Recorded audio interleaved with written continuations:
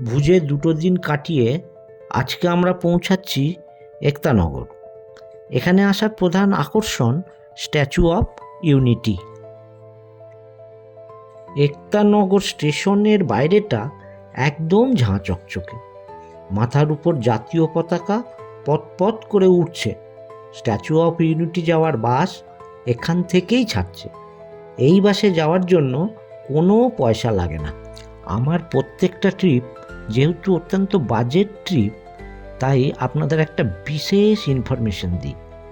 আমরা কিন্তু এখানে রাত্রি 10টা থেকে 12 ঘন্টার জন্য রেলওয়ে রিটায়ারিং রুম বুক করে নিয়েছিলাম মাত্র 1400 টাকায়।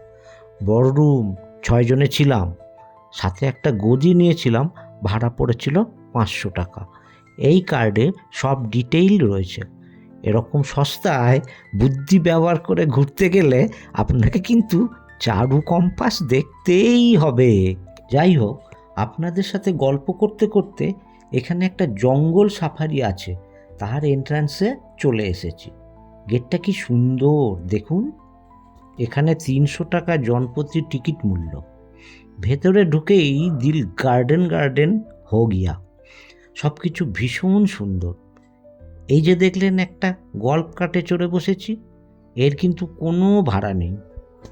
ওই যে দূরে একটা গন্ডার দেখা যাচ্ছে। আমাদের আলিপুরের মতন পায়ে হেঁটে আপনাকে ঘুরতে হবে না। যে 300 টাকা টিকিট মূল্য দিয়েছেন ওইটিই সব। প্রচুর গাড়ি রয়েছে, আপনারা যতক্ষণ যেটা দেখতে ভালো লাগছে দেখুন, তারপর যে গাড়িটায় খুশি গিয়ে বসুন, আবার নতুন জায়গায় চলে যান। এভাবেই পুরো চিড়িয়াখানাটা দেখা যায়। চলে এসেছি পাখির খাঁচায়। এখানে পাখি আর আপনি একসাথে একই খাঁচায় আছেন।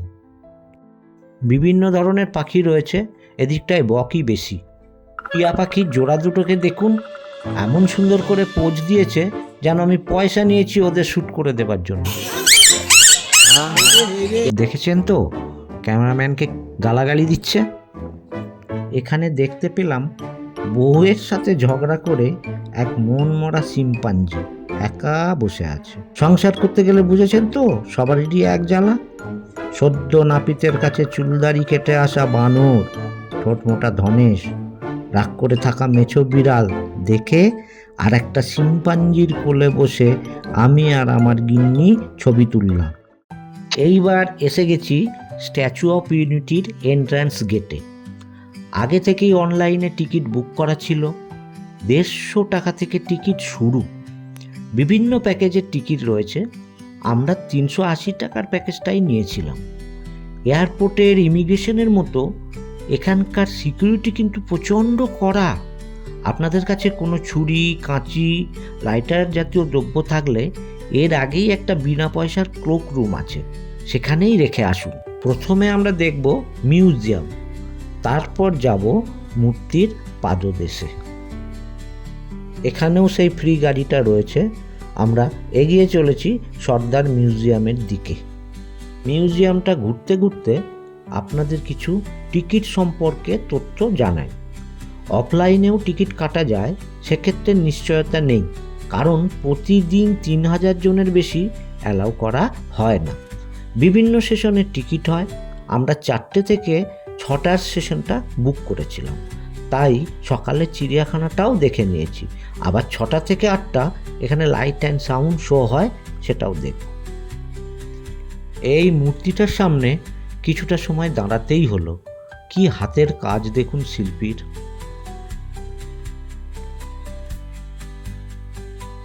মিউজিয়ামের ভেতরেই লিফট আছে, তাতে করে ওপরে উঠে এই স্পেশাল ভিউটা পাওয়া যায়। এ প্রসঙ্গে বলে রাখি, যারা 150 টাকার টিকিট কাটবেন তারা কিন্তু এই লিফট ব্যবহার করার সুযোগ পাবেন না।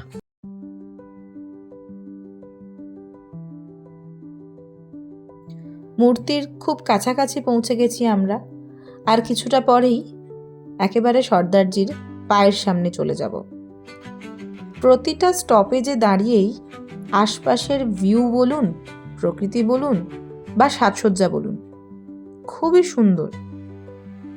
আর কয়েকটা সিঁড়ি পেরোলেই পৌঁছে যাব পাদদেশে।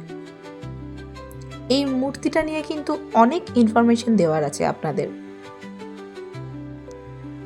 সবার প্রথম বলে রাখি, এটা পৃথিবীর সর্বোচ্চ মূর্তি, যার উচ্চতা 182 মিটার বা ফিট হিসেবে ধরলে 597 ফিট।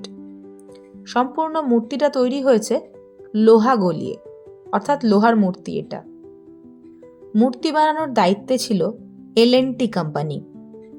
এই লোহাগুলো কোথা থেকে এসেছে জানেন?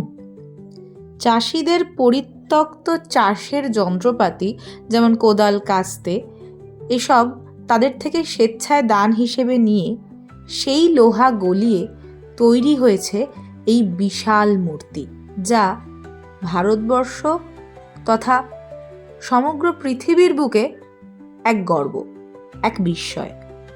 এই মুহূর্তে দেখা যাচ্ছে সর্দারজির ডান পা, ধুতির ভাঁজ, আর এটা জুতোর সুতো। লোহাকে যে এত সুন্দর রূপ দান করা যায়, ধুতির ভাঁজগুলো পর্যন্ত এতটাই স্পষ্ট, আপনি অবাক হবেন। পায়ের নখগুলোকে দেখুন, একেবারে নিখুঁত কাজ যাকে বলা হয়। সত্যি দারুণ। দাঁড়িয়ে রয়েছি সর্দারজির ডান পায়ের কড়ি আঙুলের সামনে। এই মূর্তিটা নিরীক্ষণ করতে আপনার সময় কিভাবে কেটে যাবে আপনি কিন্তু বুঝতে পারবেন না। চারিদিক থেকে বারবার দেখতে হবে এই মূর্তিটা। এখান থেকে ওই যে দূরে দেখা যাচ্ছে, ওটা সর্দার সরোবর ড্যাম। নর্মদা নদীর ওপর এই ড্যামের গল্প তো আপনারা সবাই জানেন। দিনের আলো এবার মোটামুটি ফুরিয়ে আসবে, লাইট অ্যান্ড সাউন্ড দেখার পালা। শুরু হলো লাইট অ্যান্ড সাউন্ড একতানগরে। দিনের বেলা স্ট্যাচু দেখে এসেছিলাম, তার এক ঝলক দেখিয়েছে।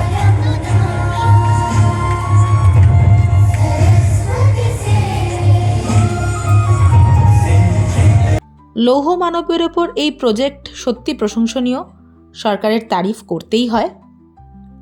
আজকের দিন মোটামুটি শেষের দিকে। আমরা বেশি ভিডিও করিনি লাইট অ্যান্ড সাউন্ডের, কারণ আপনারা আসুন, নিজের চোখে দেখুন। নিজের চোখে উপলব্ধি করার মজা কিন্তু একদম আলাদা। রাত্রে স্টেশনের রিটায়ারিং রুমে থাকার ব্যবস্থা ছিল, আর কাছেই ছিল একটা ভালো রেস্টুরেন্ট, সেখানেই খেয়ে নিয়েছিলাম।